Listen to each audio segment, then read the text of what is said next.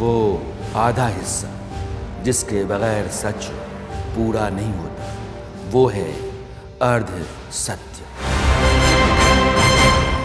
मैं Rana Yashwant India news पर आपका स्वागत करता हूं और आप देख रहे हैं अर्ध सत्य। इस देश में 140 करोड़ लोग रहते हैं। कई तरह की भाषाएं हैं, कई तरह की बोलियां हैं, कई रीति रिवाज हैं, कई तरह के रहन सहन हैं, कई परंपराएं हैं और छोटे छोटे समूहों की अस्मिता से जुड़ी चिंताएं भी हैं।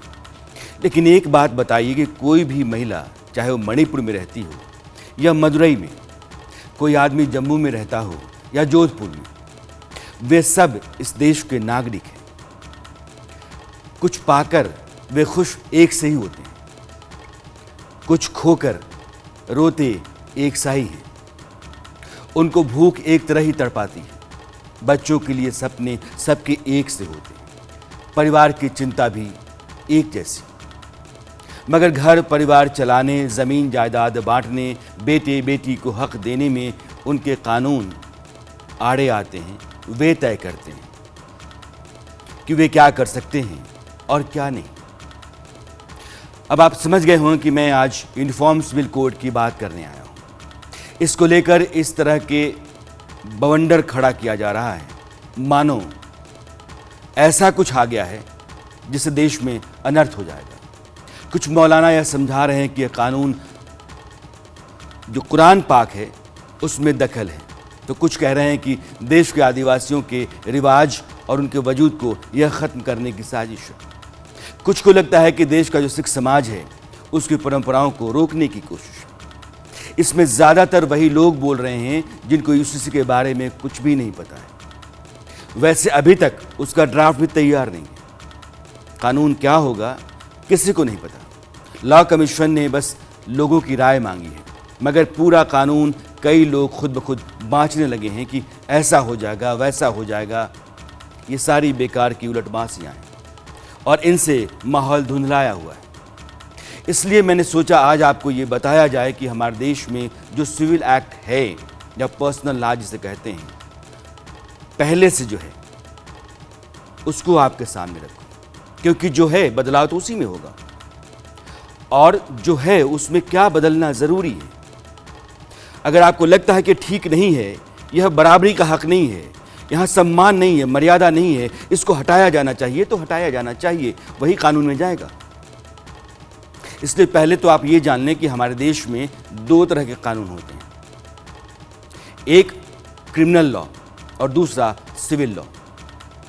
जब भी आप कोई अपराध करते हैं तो उस पर कार्रवाई जिस कानून के तहत होती है उसे क्रिमिनल लॉ कहते हैं। चाहे वो बलात्कार हो, अपहरण हो, हत्या हो, लूट हो, डकैती हो, ये सब आईपीसी एक्ट के तहत आते हैं। दूसरा है हमारी ज़मीन जायदाद का बंटवारा कैसे हो, शादियाँ, तलाक और भरण पोषण का रास्ता क्या हो, विरासत उत्तराधिकार गोद लेने का नियम क्या हो, हमारे रिवाज परंपराएं संस्कृति का हमारे जीवन में जगह कहाँ हो, ये सब कैसे किस कानून के जरिए तय किया जाए, वो सिविल एक्ट होता है।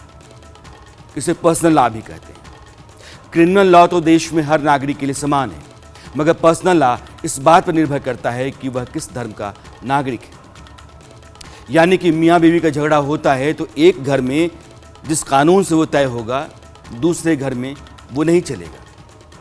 एक धर्म की बेटी पिता की जायदाद में जो हक रखती है, दूसरे धर्म की बेटी को वह अधिकार नहीं मिलता है, मारा जाता है। इस तरह के बहुत सारे मामले हैं जो बराबरी और मर्यादा के दायरे को तोड़ते हैं। इसलिए देश का सुप्रीम कोर्ट अब तक 7 बार कह चुका है सरकारों को कि आप देश में यूनिफॉर्म सिविल कोड ले आइए। हाई कोर्ट्स ने तो कई बार कहा। यह देश जिस संविधान से चलता है वह इस यूनिफॉर्म सिविल कोड की पैरोकारी करता है, मगर जब देश के प्रधानमंत्री नरेंद्र मोदी उसी बात पर जोर देकर कहते हैं कि एक घर में 2 कानून नहीं चल सकता, तो ऐसा लगता है कि देश में कोई भूचाल आ गया है। प्रधानमंत्री को सुनिए। भारत के मुसलमान भाई बहनों को भी ये समझना होगा कि कौन से राजनीतिक दल उन्हें भड़का करके उनका फायदा लेने के लिए उनको बर्बाद कर रहे हैं। आजकल हम देख रहे हैं कि यूनिफॉर्म सिविल कोड के नाम पर ऐसे लोगों को भड़काने का काम हो रहा है। आप मुझे बताइए, एक घर में परिवार के एक सदस्य के लिए एक कानून हो, परिवार के दूसरे सदस्य के लिए दूसरा कानून हो, तो क्या वो घर चल पाएगा? क्या कभी भी चल पाएगा क्या? फिर ऐसी दोहरी व्यवस्था से देश कैसे चल पाएगा? हमें याद रखना है कि भारत के संविधान में भी नागरिकों के समान अधिकार की बात कही गई है। मैं आप सबों से यह निवेदन करूंगा कि मुझे आज दिल दिमाग खोल कर सुनिएगा और मेरे साथ जो दो खास मेहमान जुड़ने वाले हैं उनकी बातों पर गौर कीजिएगा। बीवी किसी की हो, बेटी किसी की हो, माता पिता किसी के भी हो, दुख दर्द किसी का भी हो, उसके पास हक बराबर का होना चाहिए। अगर नहीं है तो फिर क्या है? इस देश का संविधान जो नागरिक को मौलिक अधिकार देता है उसमें सबसे पहले वो बराबरी की गारंटी देता है, फिर वह किस काम का है? मैं आज बारी बारी से उन तमाम सवालों की तरफ चलूंगा जो यूसीसी को लेकर उठाए जा रहे हैं। सबसे पहले शादी की बात और उम्र पे आता हूं। अगर हिंदू परिवार है तो लड़की की शादी की उम्र 18 साल और लड़के की 21 साल। इससे पहले अगर आप करते हैं तो बाल विवाह कानून के तहत कार्रवाई हो जाएगी। मगर परिवार मुसलमान है तो उसकी बच्ची की शादी 9 साल में भी हो सकती है। अब आप बताइए कि किसी बच्ची की शादी 9 साल में कर दी जाए तो उसके साथ हम क्या कर रहे हैं? उसका बचपन, उसके पढ़ने लिखने का अधिकार और सबसे बढ़कर उसका मासूम शरीर हम सबकी बलि चढ़ा देते हैं। पड़ोस में रहने वाली दो बच्चियां जो आपस में खेलती हैं, एक दूसरे की सहेलियां हैं, एक दिन एक बच्ची जब स्कूल जा रही होती है उसी समय देखती है कि मेरी सहेली की डोली जा रही है, ससुराल जा रही है। क्या इसी का हम समर्थन कर रहे हैं? अगर कोई बच्ची एक घर की बहू है तो वह किसी घर की बेटी भी है। पिता एक सा ही होता है। अपनी 9 या 10 साल की बच्ची का हाथ पीला करते समय उस पिता को ऐसा नहीं है कि तकलीफ नहीं होती, मगर वह रिवाज और उस मानसिकता का मारा हुआ है जो उसे बार बार ये कहते हैं कि बेटी खेलने कूदने लगी है, रजस्वला होने लगी है, शादी कर दो। देश के मौलानाओं की माने तो यूसीसी इस्लाम में दखल है, इसी मानसिकता के चलते। सामान्य नागरिक संहिता यानी यूसीसी का विरोध जारी है और ये सीधे सीधे तौर पर शरीयत में मुदाखलत है और कुरान और हदीस के उसूलों और अहकामात की पासदारी नहीं करता है। इसलिए उलमाए कराम उत्तर प्रदेश, केरला ही नहीं बल्कि पूरे हिंदुस्तान के जितने भी उलमा हैं और मुस्लिम संगठन हैं इसका विरोध कर रहे हैं और ऑल इंडिया मुस्लिम जमात भी विरोध कर रही है। इस विरोध की रूपरेखा बहुत जल्द हम लखनऊ और दिल्ली में मीटिंग करके तय करेंगे। इसका किसी भी एतबार से हम समर्थन नहीं कर सकते। प्रधानमंत्री को हम विश्व गुरु मानने के लिए तैयार हैं, ग्लोबल लीडर के तौर पर हम उनको मानने के लिए तैयार हैं, मगर शरीयत को कुचल करके हम तस्लीम नहीं कर सकते। हम चाहते हैं कि अगर यूसीसी बने तो उसमें शरीयत का लिहाज पास किया जाए और अगर लिहाज पास नहीं किया जाएगा तो हमारा विरोध जारी रहेगा। और इसी के साथ साथ में और बहुत सारे जो तबकात हैं वो लोग भी साथ में आ रहे हैं और वो लोग भी हुकूमत के इस प्रस्ताव की मुखालफत करेंगे। ऐसे ही मौलानाओं को लगता है कि अगर देश में समान नागरिक संहिता हो जाती है तो वो धार्मिक मामलों में दखल है। आज मेरे साथ दो खास मेहमान हैं और यूसीसी को लेकर के जितने मसलों पर यूसीसी में विचार किया जाए, कानून बनेंगे, मसलन शादी, तलाक, भरण पोषण, उत्तराधिकार, विरासत, या फिर सिखों के बारे में कहा जाता है कि आनंद मर्यादा एक्ट पर भी असर पड़ेगा, आदिवासियों के वजूद, उनकी अस्मिता, उनके सांस्कृतिक जो पहचान है उस पर भी असर पड़ेगा। इन सब पर हम बारी बारी से चर्चा करेंगे। मेरे साथ सुप्रीम कोर्ट के वरिष्ठ वकील अश्विनी उपाध्याय हैं और देश में अधिकार बराबरी का हो, लोगों का हक बराबर हो, इसकी कई याचिकाएं सुप्रीम कोर्ट में आपकी हैं, उसमें से यूसीसी को लेकर के भी हैं। और फराह फैज़ी हैं, आप भी सुप्रीम कोर्ट के वकील हैं और यूनिफॉर्म सिविल कोड को लेकर के आप दोनों माहिर लोग हैं। मैं पहले विवाह की उम्र को लेकर के आता हूं। अश्विनी जी, दो कौमों के बीच में बच्चियां एक ही होती हैं, उनकी तकलीफ़ें एक सी होती हैं, उनकी खुशियां एक सी होती हैं, उनके सपने एक से होते हैं, उनका बचपन एक सा होता है। लेकिन आप शादी की उम्र 2 करते हैं। इसका विरोध इसलिए किया जा रहा है कि ये शरीयत के मुताबिक नहीं है। राणा जी, मान लीजिए 4 मंजिल का मकान है, उसमें ग्राउंड फ्लोर पे हिंदू रहते हैं, फर्स्ट फ्लोर पे मुस्लिम, सेकंड फ्लोर पे पारसी और थर्ड फ्लोर पे क्रिश्चियन। आज की डेट में ग्राउंड फ्लोर वाले के लिए अलग कानून है, फर्स्ट फ्लोर वाले के लिए अलग कानून है, सेकंड वाले के लिए अलग और थर्ड वाले के लिए अलग। क्या हम दूसरा एग्जाम्पल दें? मान लीजिए मेरी 4 बेटियां हैं। 4 बेटियां एक हिंदू से शादी करना चाहती हैं, एक मुस्लिम से, एक पारसी से, एक ईसाई से। तो शादी के बाद चारों का जो सिविल राइट है बदल जाएगा। जो हिंदू से शादी करेगी उसका अलग अधिकार होगा, जो मुस्लिम से करेगी अलग अधिकार होगा, जो पारसी से करेगी अलग, जो ईसाई से करेगी अलग। ये संविधान नहीं है। एक्चुअली आप देखिए तो आज की डेट में सिविल राइट के केस में संविधान नहीं बल्कि बहुविधान चल रहा है। सबका अलग अलग विधान चल रहा है। संविधान का तो मतलब ही होता है समविधान, 2 शब्दों से मिलकर बना है संविधान। ऐसा विधान जो सबके लिए हो, समान हो, उसको कहते हैं। जब 1948 में इस पे चर्चा हो रही थी तो 3 लोगों को बहुत हमें समझना पड़ेगा। एक थे बाबा साहब भीमराव अम्बेडकर, दूसरा KM मुंशी साहब जो पूरा इस कॉन्स्टिट्यूशन को बनाने में बहुत महत्वपूर्ण भूमिका थी, और तीसरा है कृष्णा स्वामी अय्यर साहब। इन तीनों लोगों ने बहुत कैटेगरिकली सारे जो सवाल आज उठाए जा रहे हैं ना, ऐसे कुछ सवाल उस समय उठाए गए थे, सबको कह दिया था, सबका प्रॉपर जवाब दिया था और ये कहा था आप मतलब एक बार तो उन्होंने कृष्णा स्वामी ने ये बताइए, किसी मुस्लिम एक संविधान सभा सदस्य ने बोला जी हमारे दखल हो जाएगा। उन्होंने बोला what is the 5 tenets of Islam? Islam का 5 टेनेट क्या है? उसमें तो कोई इंटरफेयर नहीं हो रहा है। या अगर आप 5 टेनेट्स ऑफ क्रिश्चियनिटी देखिए, उसमें कोई इंटरफेरेंस नहीं हो रहा है। 5 टेनेट्स ऑफ आप सिखिज्म देख लीजिए, कोई उसमें इंटरफेरेंस नहीं हो रहा है। 5 टेनेट्स ऑफ बुद्धिज्म देख लीजिए, कोई उसमें इंटरफेरेंस नहीं हो रहा है। जो पारसी के 5 टेनेट्स होते हैं उसमें कोई इंटरफेरेंस नहीं हो रहा है। जो हिंदुओं के 5 टेनेट्स होते हैं उसमें कोई नहीं हो रहा है। तो इसका धर्म से कोई संबंध ही नहीं है। धर्म से कोई संबंध नहीं है।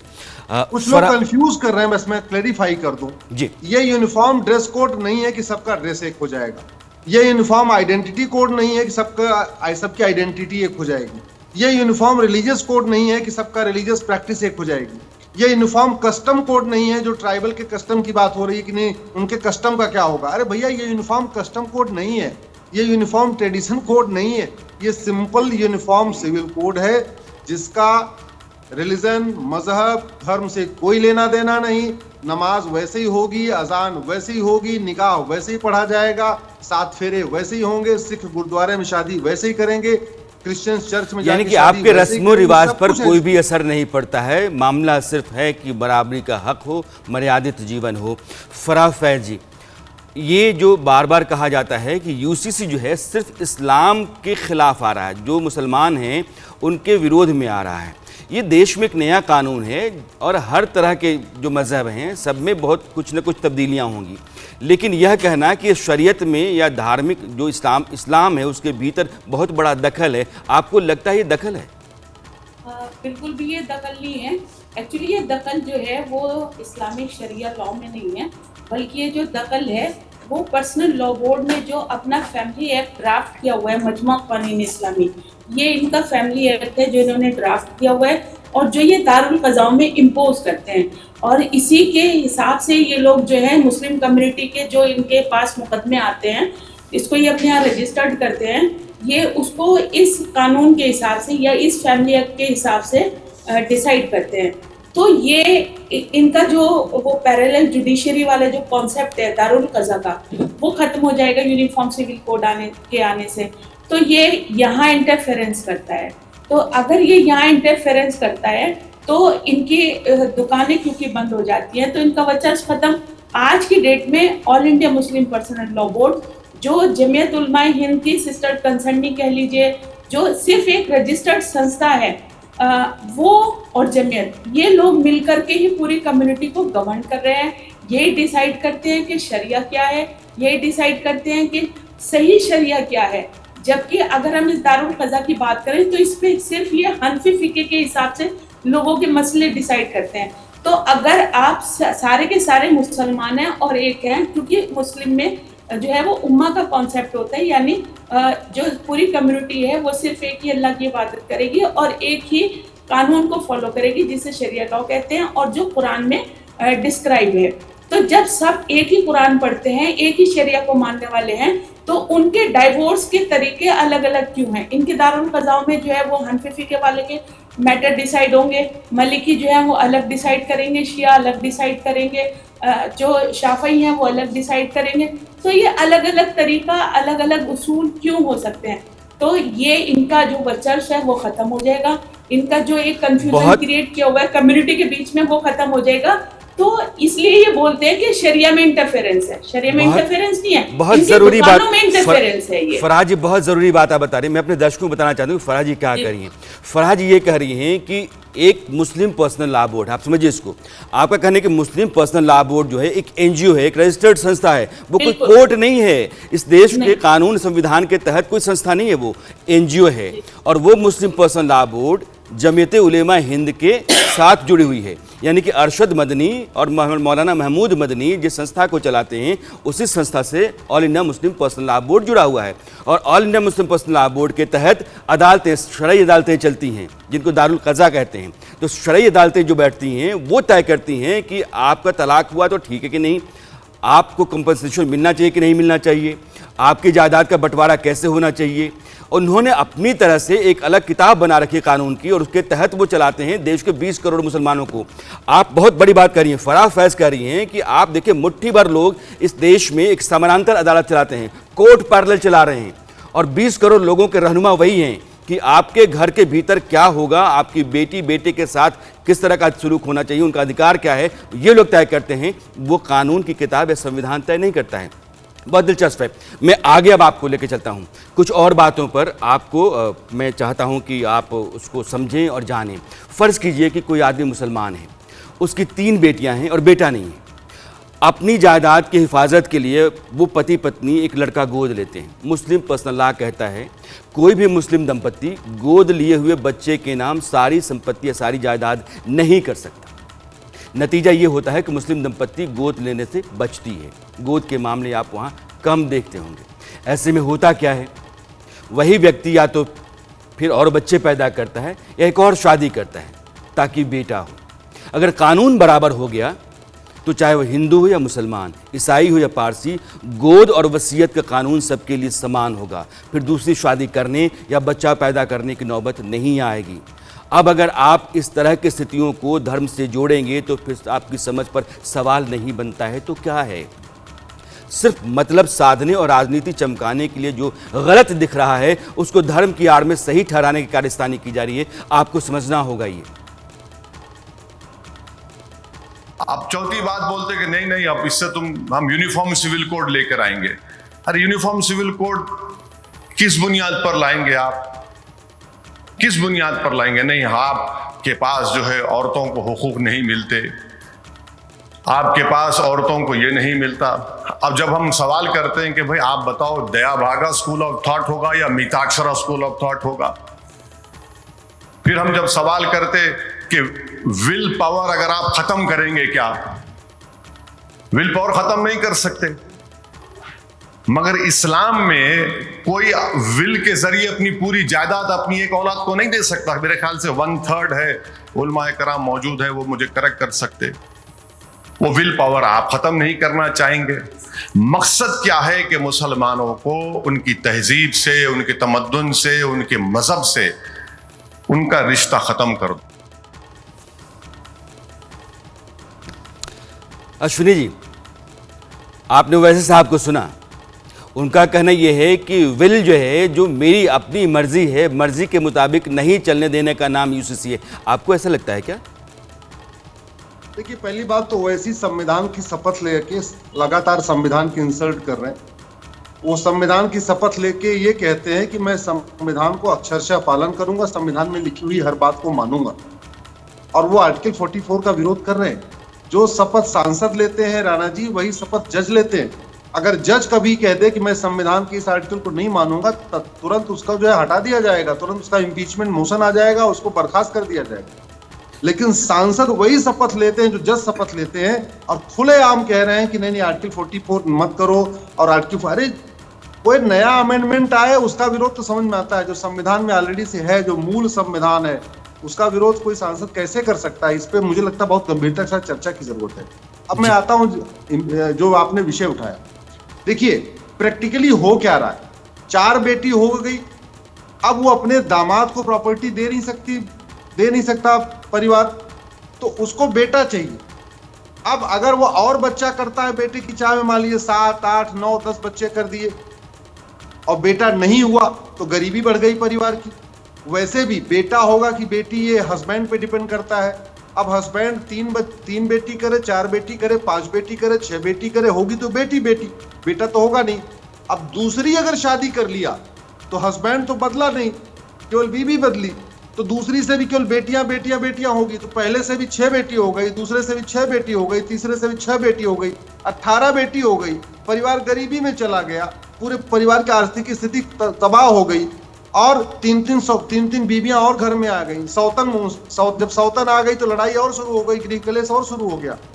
ऐसे में मैं तो ओवैसी से पूछता हूं और पर्सनल लॉ बोर्ड से एक जिम्मेदारी के साथ सवाल पूछता हूं, आज राणा जी, मुझे कुरान की वो आयत बताइए जो ये कहता हो कि नहीं मुस्लिम गोद ले ही नहीं सकता। कुरान की वो आयत बताइए जहां पे ये कहा जा रहा हो कि नहीं सौतन लाना जरूरी है, 4 शादी करना जरूरी है। कुरान की वो आयत दिखाइए जहां ये कहा जा रहा हो कि नहीं आपको जो है बच्चे के मेंटेनेंस का राइट मिल ही नहीं सकता, आपको भरण पोषण का अधिकार मिल ही नहीं सकता, आपको विरासत का एक समान अधिकार मिल नहीं सकता। वो कौन सा है जहां ये कहा जा रहा? जितनी मेरी जानकारी है मेरे को तो नहीं लगता ऐसा कहीं लिखा हुआ है कि नहीं आप बेटे और बेटी के अंदर फराह फैज जी को जोड़ना चाहता हूं। एक बुनियादी सवाल अभी उठाया अश्विनी जी ने, फराह जी, वो ये कह रहे हैं कि 4 शादियां करने या 4 बीबियां रखने का अधिकार क्या इस्लाम किसी को देता है? एक घर में एक मर्द रहता है और 4 कमरों में 4 महिलाएं रहती हैं और चारों महिलाओं की किस्मत या उनकी तकदीर वो आदमी लिख रहा होता है। उनके पास उस तरह का हक नहीं होता है कि वो बराबरी के हिस्से में आकर के बर्ताव करें। क्या ये कुरान कहता है? क्या ये शरीयत कहता है?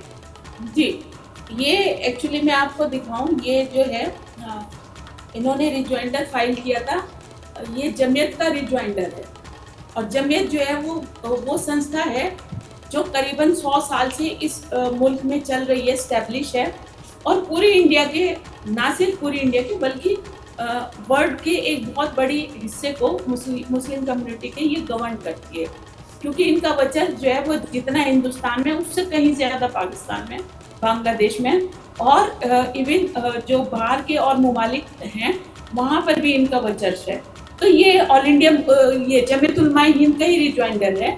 और जो इन्होंने सायरा बानो वाले केस में फाइल किया था, इसमें इन्होंने खुद मेंशन किया है ये कलाम पाक की जो है वो चैप्टर 4 की वर्स नंबर 3 और वर्स नंबर 129 इन दोनों को कोट किया है। वर्स नंबर जो 3 है वो ये कहती है कि आप 2, 3, 4 शादी कर सकते हो। फिर उसके बाद 129 में इन्होंने खुद एक्सप्लेन किया, इन्होंने ये कहा है कि you shall never be able to maintain real equality between wifes even though you are eager to do so, do not lean totally towards one and leave the other as suspended. If you act righteously and fear Allah, then Allah is most forgiving, very merciful. ये verse number 129 है chapter 4 की। फिर उसके बाद ये अगले paragraph में कहते हैं and if we combine the content of verse number 3 and verse number 129, कि अगर हम वर्स नंबर 3 और 129 के कंटेंट को कंबाइन कर देते हैं, it becomes obvious that God is very clearly discouraging for marrying more than one wife. ये इनका कहना है। ये दूसरा दिलचस्प मामला आप उठा रही हैं। फराह जी जो कह रही हैं जी, कोर्ट में कह रहे हैं, बाहर कहते हैं 4 शादी कर लो, 4 शादी। फराह जी जो कह रहे हैं, मुझे लगता है आज हिंदुस्तान के हर मुसलमान को इसलिए ये इस शो को देखना चाहिए। शादी के लिए आपको ऑर्डेन किया गया है।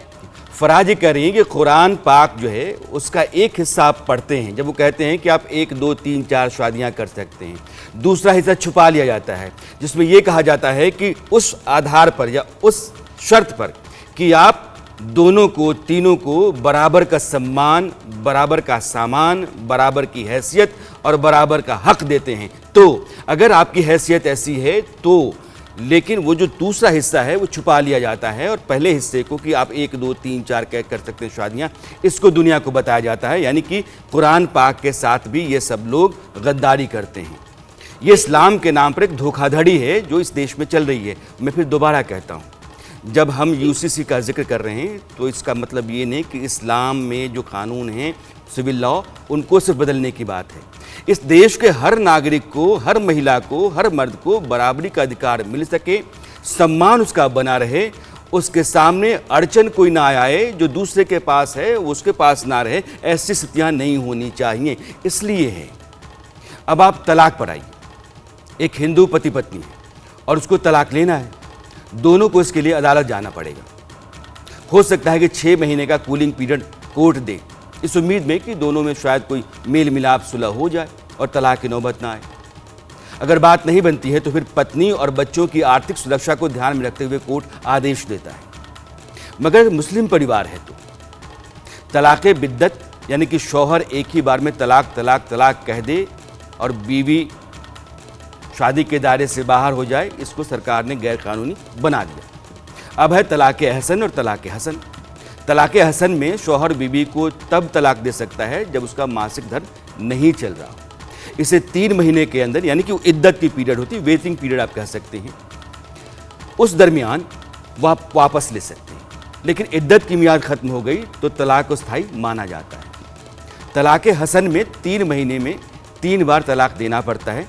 इसे पति बोलकर या लिखकर दे सकता है। यह तलाक भी तभी दिया जाएगा जब बीवी का मासिक धर्म नहीं चल रहा हो। इसमें भी इद्दत की मियाद वही 3 महीने की होती है। सीमा खत्म होने के बाद अगर आप तलाक वापस लेना चाहते हैं तो फिर पत्नी को किसी और आदमी के साथ निकाह करना पड़ता है, उसको तलाक देकर के पति के पास आना पड़ता है, जिसको आप हलाला कहते हैं। आप कहते हैं कि इसको बने रहना चाहिए। मैं मानता हूँ इस देश में 20 करोड़ मुसलमान हैं। कितने लोग 2 शादियाँ करते हैं, कितनी महिलाओं के साथ हलाला की नौबत आती है। लेकिन है, अगर एक के साथ भी है तो है, वो अनर्थ है, अन्याय है। इसलिए अश्विनी जी, ये तलाक को लेकर के अलग अलग धर्मों का जो प्रावधान है कानूनी, वो क्या कहता है? इस देश का आम आदमी बैठा हो, एक मुसलमान भी सुन रहा है आपको, एक हिंदू भी सुन रहा है, एक ईसाई भी होगा, एक पारसी भी होगा, जिनके अलग अलग पर्सनल लॉ हैं। क्या देखिए राणा जी, अगर हिंदू, जैन, बौद्ध, सिख में वाइफ हस्बैंड दोनों म्यूचुअली एग्री हो गए हैं कि भाई हम तो अब तलाक चाहते हैं, दोनों ज्वाइंट एप्लीकेशन देंगे, फैमिली कोर्ट में जाएंगे, जज कहेगा 6 महीने तक आप शांत रहिए, 6 महीने तक सोचिए, समझिए अच्छी तरीके से, अगर दोबारा जुड़ सकते हैं तो जुड़ जाइए, अगर नहीं जुड़ सकते हैं 6 महीने बाद दोबारा आइए। तो 6 महीने बाद एक डेट मिलेगी और वो 6 महीने इसीलिए दिया जाता है कि भाई देव अगर गुस्से में कर रहे हो, कोई और बात हो, तो कम से कम 6 महीने में दोनों पक्षों के लोग बैठेंगे, मामा मौसा नाना बैठेंगे, माता पिता बैठेंगे, हो सकता है रिश्ता जुड़ जाए। इसलिए 6 महीने इसको कूलिंग पीरियड कहते हैं। अब हो कह रहा है कि हिंदुओं में 6 महीने का कूलिंग पीरियड है, क्रिश्चियंस में ये कूलिंग पीरियड 2 साल का है। ये भी समझने की बात है, क्रिश्चियंस में 2 साल का कूलिंग पीरियड है और मुस्लिम्स में कूलिंग पीरियड का कोई कॉन्सेप्ट ही नहीं है। तलाके हसन, तलाके एहसन, तलाके बाइन, तलाके किनाया, ये 4 तरीके के तलाक चल रहे हैं। ट्रिपल तलाक खत्म होने के बावजूद 4 और तलाक चल रहे हैं और ये 4 के चारों तलाक ईमेल से हो रहे हैं, व्हाट्सएप से हो रहे हैं, कुरियर से हो रहे हैं, स्पीड पोस्ट से हो रहे हैं, रजिस्ट्री भेज के हो रहे हैं, बाय हैंड चिट्ठी भेज के हो रहे हैं, ये सब हो रहे हैं। यहाँ पे ये चारों तरीके के तलाक सुप्रीम कोर्ट में चैलेंज हुए हैं।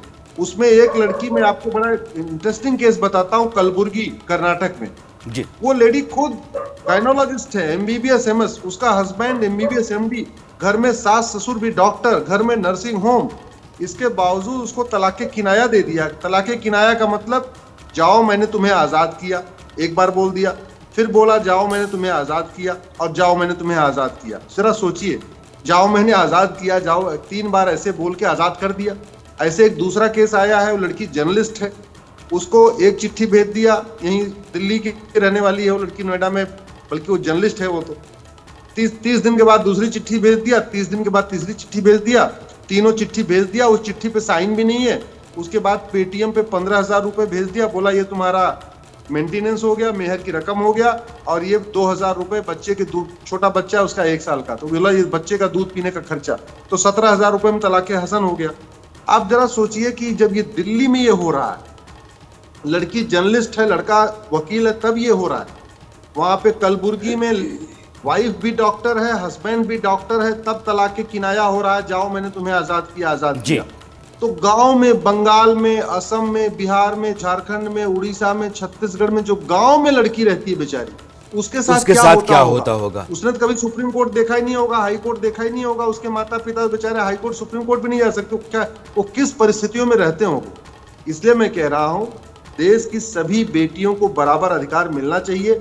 अगर नपुंसकता के आधार पर तलाक हो तो वो सबके लिए होना चाहिए, अगर बाजपन के आधार पर तलाक हो तो सबके लिए होना चाहिए, अगर कोड होने पे तलाक हो तो सबके लिए होना चाहिए, और प्रोसीजर ऑफ डिवोर्स एक ही होना चाहिए। कूलिंग पीरियड अगर 6 महीने है तो सबका 6 महीने हो, 3 महीने हो सबका 3 महीने हो, 1 साल कूलिंग पीरियड हो सबका 1 हो, लेकिन तलाक, एक्स्ट्रा जुडिशियल तलाक खत्म होना चाहिए। सबका डिवोर्स थ्रू कोर्ट होना चाहिए, कोर्ट के बाहर कोई भी डिवोर्स अलाउ नहीं होना चाहिए। फराज जी, ये जो मामला होता है कि अगर हमने तलाक दे दिया, उसके बाद कॉम्पनसेशन या भरण पोषण का मामला होता है, उसमें कभी आपको लगा कि बराबरी है? देखिए, मैं थोड़ा सा सॉरी, मैं आपके क्वेश्चन को तो बाद में लेके आऊंगी। पहला जो अभी आपने क्वेश्चन अश्वनी भाई से किया था जी, उसमें मेरा कहना ये है कि तलाक का जो मामला है, इसमें मुस्लिम औरतों से ज्यादा खराब स्थिति जो है वो मुस्लिम पुरुषों की है। लेकिन मुस्लिम पुरुष जो है वो इतना ज्यादा जकड़ में है मौलानाओं की और मदरसों के जो मुफ्ती और ये सब काजी लोग होते हैं उनकी, कि वो कभी अपनी जबान नहीं खोलते। और मुस्लिम औरत के पास में देखिए ट्रिपल तलाक बैन हो गया, उसकी थोड़ी सेफ्टी हो गई है। अभी जिस तरह की जो बात कर रहे हैं अश्वनी भाई, तलाक एहसन आपने भी डिफाइन किया, इस तरह की कोई तलाक जो है वो मुस्लिम कम्युनिटी में या शरिया लॉ में है ही नहीं। ये तो man made type of divorce है। ये अल्लाह की शरिया में नहीं है, ये मुल्लाओं की शरिया में जरूर मिलेंगे आपको। तो मुस्लिम औरत जो है वो यहाँ प्रोटेक्ट हो जाती है। ये 1939 का dissolution of Muslim marriage act है जिसको फॉलो किया जाता है। तो औरत के पास में वो सारे ग्राउंड्स हैं कि किस ग्राउंड पे वो तलाक ले सकती है। लेकिन मुस्लिम मर्द के पास में जरूरी नहीं है कि उसकी वाइफ अच्छी हो, कभी ऐसा भी हो जाता है, सब अच्छे नहीं होते, कभी वाइफ भी थोड़ी हार्श हो सकती है। अगर एक मुसलमान मर्द को तलाक की जरूरत होती है तो उसके पास कोई जो लॉ है ही नहीं। अगर हिंदू एक मर्द को तलाक की जरूरत होती है तो वो जा सकता है, हिंदू मैरिज एक्ट में जा सकते हैं, सेक्शन 13A में वो अपना डाइवोर्स सूट नहीं, लेकिन वो फाइल कर सकता है। तलाक हसन तो उसी मर्द के लिए है ना? कुछ नहीं है, कुछ नहीं है, कुछ नहीं है। तलाक हसन ये कोई चीज डिफाइन नहीं है शरिया लॉ में, ये सिर्फ मुल्लाओं, लेकिन माना तो जा रहा है ना। जिस तरह से तलाक बिदत इंट्रोड्यूस किया हुआ था, बिदत का मतलब होता है वो चीज जो हम आप अपने आप से जो है वो इनोवेट कर देते हैं, और जो इस्लाम में कतई मना है। और मुल्लाओं ने बिदत कह करके इस कौम को गुमराह किया हुआ था, और 70 साल से जो है वो तलाक बिदत को फॉलो करा रहे थे, फतवे दे रहे थे कि नहीं एक बार में अगर तलाक कह दिया तो वो तलाक हो गया।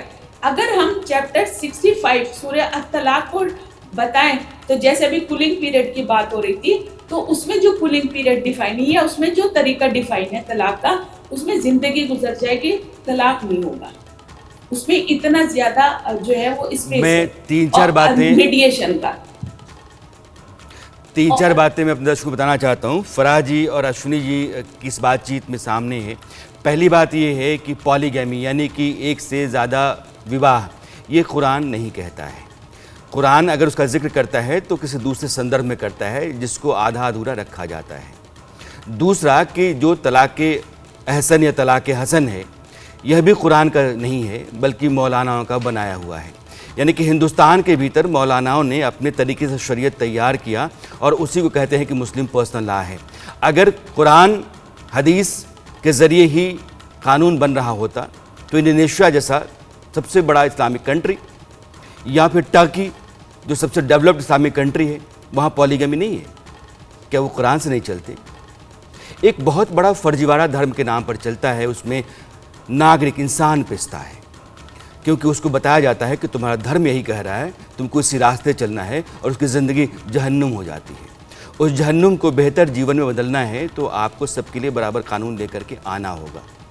मैं अपने मेहमानों का समय थोड़ा और ज़्यादा ले रहा हूँ, क्योंकि चर्चा बहुत दिलचस्प है। अश्विनी जी घड़ी की तरफ बार बार देख रहे हैं, उनको तैयारी भी करनी है अपनी, और मुझे इसका अंदाज़ा है, फिर भी मैं चाहता हूँ कि आप मुझे 10 मिनट और दें।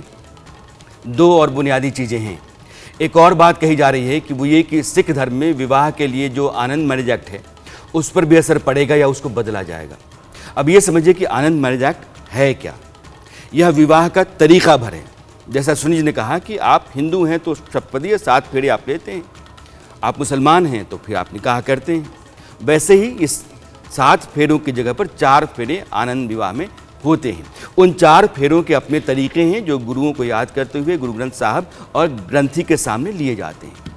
अंग्रेज़ों ने पहली बार आनंद मैरिज एक्ट को 1909 में बनाया था, मगर लागू कई कारणों से वो हुआ नहीं।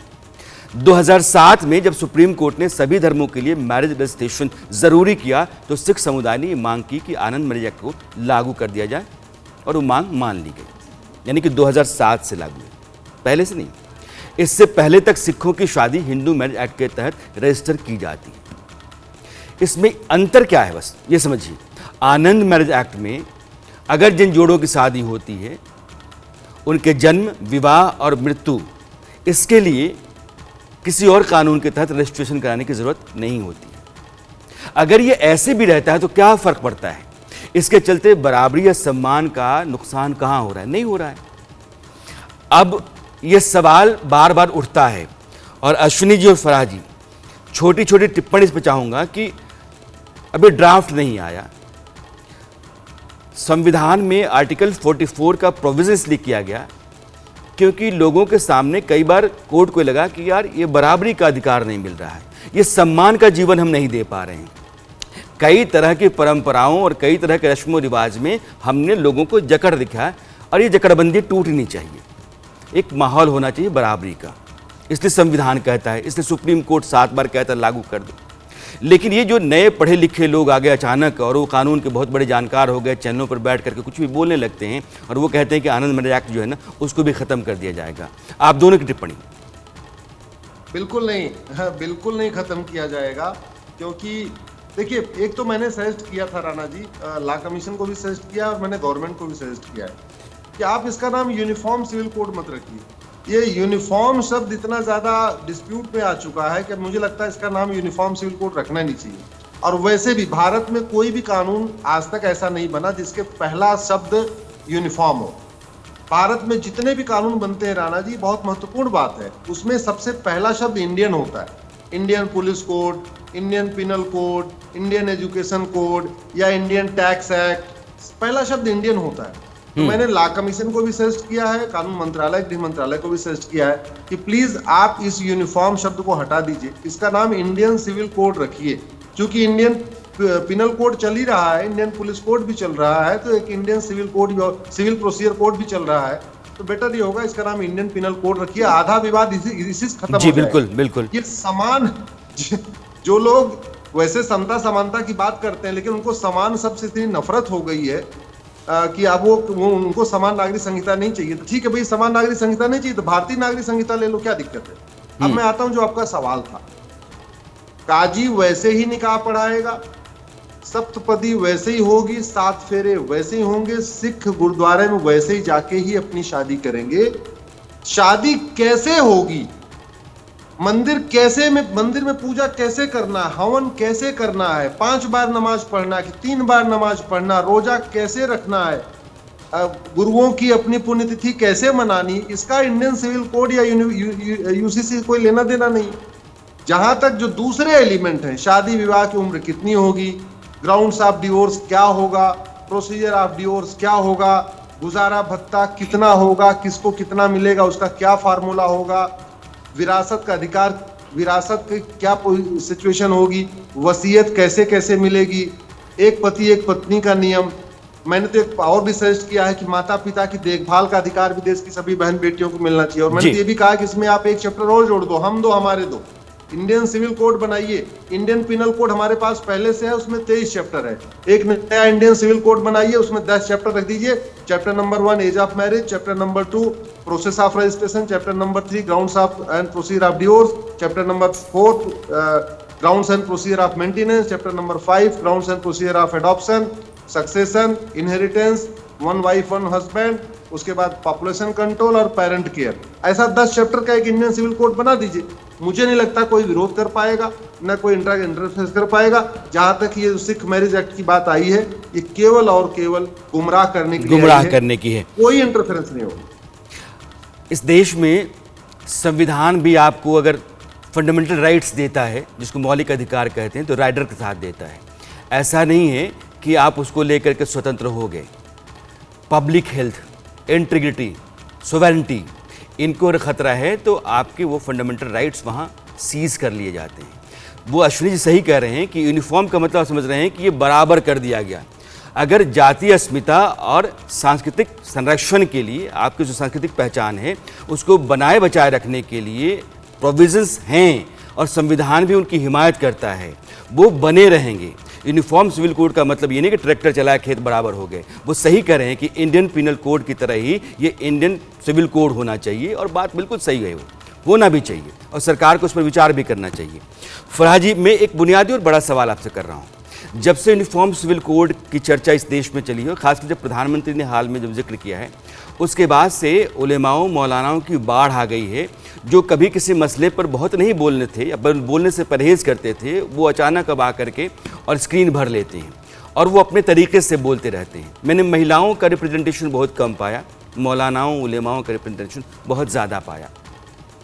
यूनिफॉर्म सिविल कोड मैं सिर्फ मुस्लिम कम्युनिटी और देश के मुसलमानों को एड्रेस करने के नज़रिए से, लिहाज से आपसे कह रहा हूँ, यूनिफॉर्म सिविल कोड से मुसलमान महिलाओं या मुसलमान कम्युनिटी को कितना फ़र्क पड़ेगा, फ़ायदा होगा? देखिए, मैंने इस बात का जवाब सबसे शुरू में दिया था कि इसमें जो है मुस्लिम औरतों को तो जो रिलीफ मिलेगा वो है ही, उनकी जो दशा सुधरेगी वो है ही।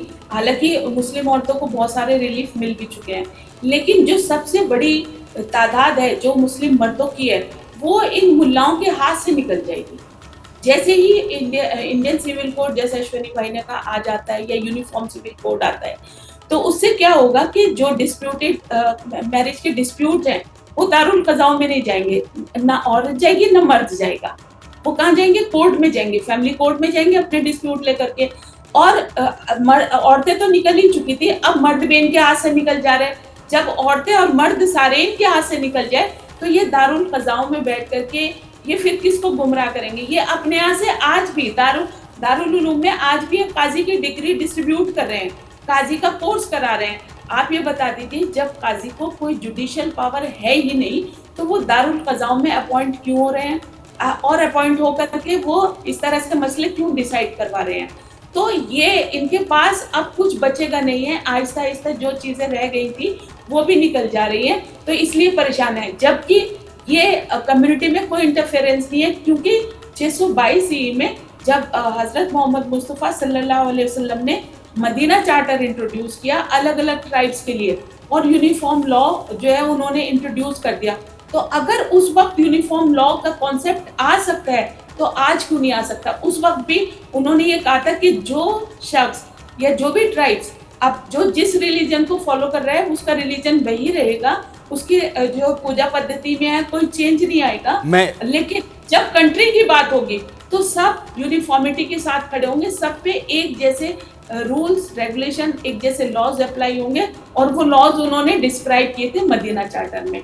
तो अगर उस वक्त ये बात हो सकती है और आप हुजूर के कहे हुए को सुन्नत कहते हैं और उसको फॉलो करना अपना दीन ईमान समझते हैं, तो आज जब कंट्री में यूनिफॉर्म लॉ की बात हो रही है तो आप इसको खड़े होकर के ये क्यों नहीं कहते yes this is the sharia law?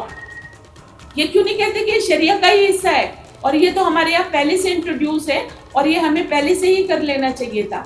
ये कोई बात नहीं बताएगा। ये खौफ जो है ये मौलानाओं को है कि जैसे 370 हट गई और ये इनका वर्चस्व बहुत- कश्मीर में खत्म हो बहुत गया। जरूरी बात- इसी तरह से अब इंडिया में इनका वर्चस्व खत्म हो जाएगा। आप ये कह रही हैं, मुझे लगता है कि मैं एक बार आपको रिपीट कर दूं दर्शकों की खातिर।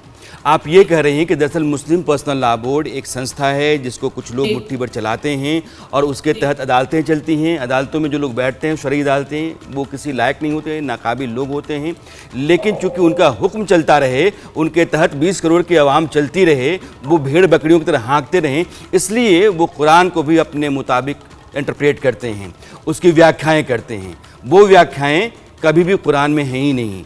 बराबरी का अधिकार, समानता का अधिकार कुरान बहुत पहले देता है, लेकिन इनको यूनिफॉर्म सिविल कोड से परहेज है। ये एक जमात है और वो जमात पूरी कौम पर कब्जा करना चाहती है, क्योंकि उसका रिश्ता नाता राजनीति से भी है, उसका रिश्ता नाता कमाई से भी है। चलते चलते आखिरी बात जिक्र करना चाहूँगा और आप दोनों से उस पर राय लेना चाहूँगा, वो है कि नागरिक संहिता का विरोध मुस्लिम समाज के साथ आदिवासी समाज में भी दिखने लगा है। आदिवासी संगठनों का कहना है कि समान नागरिक संहिता के आने से आदिवासियों के सभी जो उनकी प्रथाओं से जुड़े हुए कानून हैं वो ख़त्म हो जाएंगे। मसलन छोटा नागपुर टेनेंसी एक्ट या संथाल परगना टेनेंसी एक्ट या एसपीटी, पेसा, ये बहुत सारे ऐसे कानून हैं जिनके ज़रिए उनके पास ज़मीन का अधिकार है, पहचान जो जातीय अस्मिता है उसकी पहचान को सुरक्षित रखने का एक ज़रिया है। ये अब कहा यह जा रहा है कि वो ज़मीन का जो विशेष अधिकार है वो भी ख़त्म हो जाएगा, जो बाकी उनके पास उनकी जातीय अस्मिता या सांस्कृतिक पहचान बचाए रखने के लिए जो कानून बने हैं वो भी ख़त्म हो जाएंगे। इसको लेकर के एक अजीब तरह की उहापोह तैयार की जा रही है और कई जगहों पर आप देखेंगे आदिवासी संगठनों के नेता ये कह रहे हैं कि हम विरोध पर आ रहे हैं, हम मोर्चा निकाल रहे हैं, हमारा एक जलसा होने वाला है, हमारा एक मजमा बैठने वाला है और हम इसका विरोध करेंगे। इस पर आप दोनों से मैं क्लैरिटी चाहता हूँ। अश्विनी जी। देखिए राणा जी, पहली बात तो जितना आपने बताया इसके अलावा एक और कंफ्यूजन फैलाया जा रहा है जी कि रिजर्वेशन भी खत्म हो जाएगा, या और उसमें जोड़ लीजिए, मैंने तो सुना है कुछ लोग ये भी कह रहे हैं कि रिजर्वेशन भी खत्म हो जाएगा। भाई ये यूनिफॉर्म कस्टम कोड नहीं है, यूनिफॉर्म सिविल कोड है, इसलिए कस्टम में कोई इंटरफेरेंस नहीं होगा। ये यूनिफॉर्म रिजर्वेशन कोड नहीं है, इसलिए रिजर्वेशन में कोई इंटरफेरेंस नहीं होगा, रिजर्वेशन एज इट इज रहेगा। मैंने पहले कहा था यूनिफॉर्म रिलीजियस कोड नहीं है कि किसी की रिलीजियस प्रैक्टिस में कोई इंटरफेरेंस आएगा।